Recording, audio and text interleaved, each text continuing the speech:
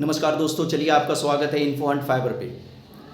आज मैं चर्चा करने जा रहा हूँ कि 24 तारीख से जो संसद का सत्र शुरू होने वाला है, विशेष सत्र जो कि 10 दिनों का होगा, इसमें क्या बड़ा ऐलान हो सकता है।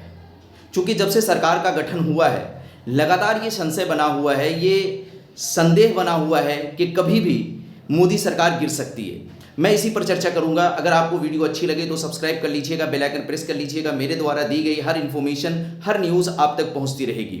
चलिए शुरू करते हैं। जैसा कि हम सभी लोग जानते हैं कि संसद का सत्र जो है वो 14-15 जून के आसपास शुरू होना था, लेकिन इसको बढ़ाकर 24 जून कर दिया गया है। और 24 जून को संसद का विशेष सत्र शुरू होगा, जिसमें सरकार के सामने चुनौती ये होगी कि उसे एक तरह से जो है अपने पार्टियों का सहयोग और विश्वास हासिल करना पड़ेगा और प्रोटेम स्पीकर की नियुक्ति की जाएगी, जो कि तमाम सांसदों को क्या करेंगे, शपथ दिलाएंगे। और उसके बाद स्पीकर का चुनाव होगा, जहां पर बहुत बड़ा पेच फंसा हुआ है, जहां पर के स्पीकर के पद को लेकर टीडीपी लगातार मांग कर रही थी, लेकिन बीजेपी की तरफ से ये बात बिल्कुल क्लियर कर दी गई है कि स्पीकर का पद तो बीजेपी के पास ही रहेगी। एनडीए गठबंधन में जो दूसरे सहयोगी दल हैं, उनको सिरे से एक तरह से जो बड़े मंत्रालय हैं, जिसका बजट ज़्यादा है, जो टॉप 10 के मंत्रालय हैं, उनसे सहयोगों को क्या कर दिया गया है, अलग कर दिया गया है। यानी वो सारे मंत्रालय बीजेपी के पास ही रहेंगी। अब यहाँ पर खबर ये निकल कर आ रही है कि नीतीश कुमार एक तो, दूसरी तरफ टीडीपी पूरी तरह से नाराज़ हैं। अभी संडे को जो है राजनाथ सिंह के घर पर, जो कि बीजेपी के वरिष्ठ नेता है, उनके घर पर मीटिंग बुलाई गई थी, जिसमें स्पीकर पद को लेकर चर्चा की गई थी, जिसमें जो है जदयू के नेता ललन सिंह शामिल थे, आपके लोजपा के नेता चिराग पासवान जी शामिल थे। तो सारे घटक दल के लगभग लोग शामिल थे, लेकिन जो टीडीपी सहयोगी दल है उसका एक भी नेता उस मीटिंग में शामिल नहीं था। यानी पूरी तरह से उनकी नाराज़गी बनी हुई है। हालांकि बीजेपी की तरफ से बहुत ज़्यादा कोशिश की जा रही है उनकी नाराज़गी को दूर करने के लिए, लेकिन अभी तक ये नाराज़गी दूर नहीं हो पाई है। और दूसरी तरफ जो जदयू नीतीश कुमार जी है, ये भी, इनके बारे में भी पता ये चल रहा है कि ये पलटी मार सकते हैं। और इसी वजह से इन्होंने 29 जून को कार्यकारिणी पार्टी की मीटिंग बुलाई है दिल्ली के अंदर, जिस समय दिल्ली में तमाम जो है ना सांसद मौजूद होंगे जदयू के, और दूसरे भी नेता मौजूद होंगे। और दूसरी तरफ ये भी खबर मिल रही है कि जदयू और टीडीपी यानी चंद्रबाबू नायडू जी और नीतीश कुमार जी के बीच भी आपस में क्या चल रही है, बातें चल रही है। और जहाँ तक जदयू की बात है, तो जदयू के जो महासचिव हैं, राष्ट्रीय महासचिव केसी त्यागी जी, उन्होंने तो साफ मीडिया के सामने ये बात क्लियर भी कर दी कि इंडिया की तरफ से बड़ा ऑफर मिला है। तो कहीं न कहीं ऐसा अनुमान लग रहा है कि 29 तारीख को अचानक जदयू की मीटिंग बुलाना ये इस बात को साबित कर रहा है, इस बात को बता रहा है कि हो सकता है कि नीतीश कुमार क्या कर जाए, पलटी मार जाए।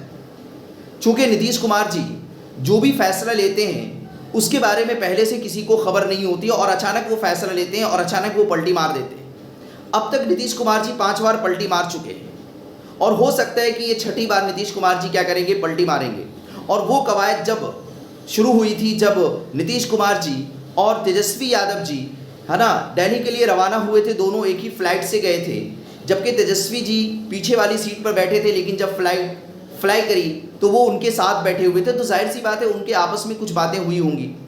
और ये भी खबर मिल रही कि नीतीश कुमार जी का जो है ना, अब तेजस्वी यादव जी यानी लालू यादव के साथ भी पैचअप होने की संभावना है।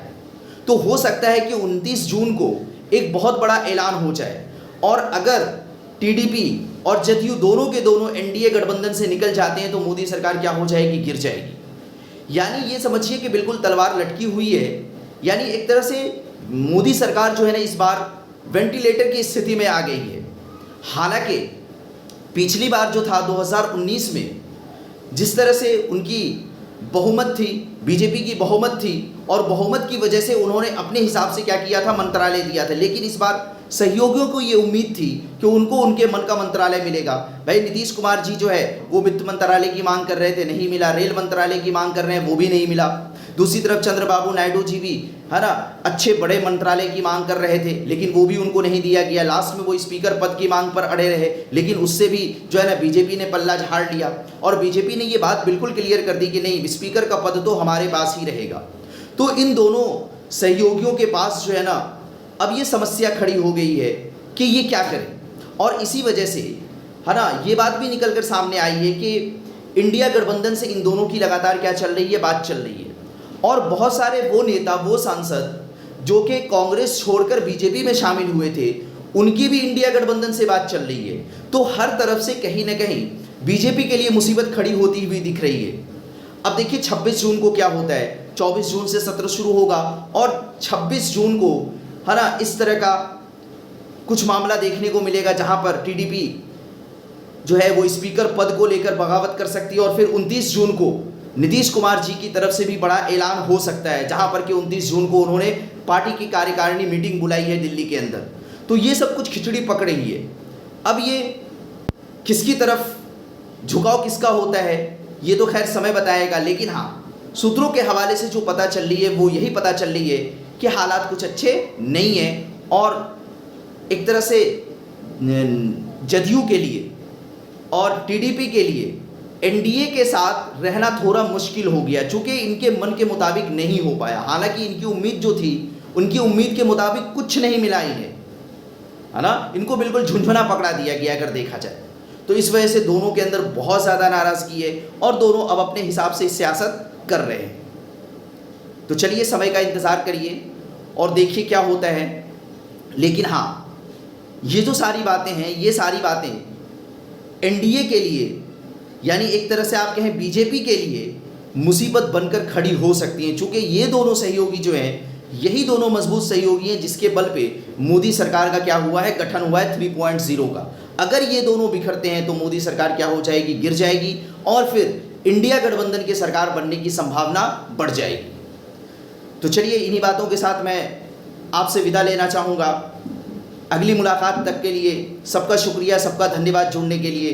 चैनल को सब्सक्राइब कर लीजिएगा, बेल आइकन प्रेस कर लीजिएगा। इसी तरह से जो भी इन्फॉर्मेशन होती है मैं आप तक पहुंचाने की कोशिश करता हूं। तो चैनल सब्सक्राइब कर मुझे धन्यवाद दीजिएगा। Okay, thank you.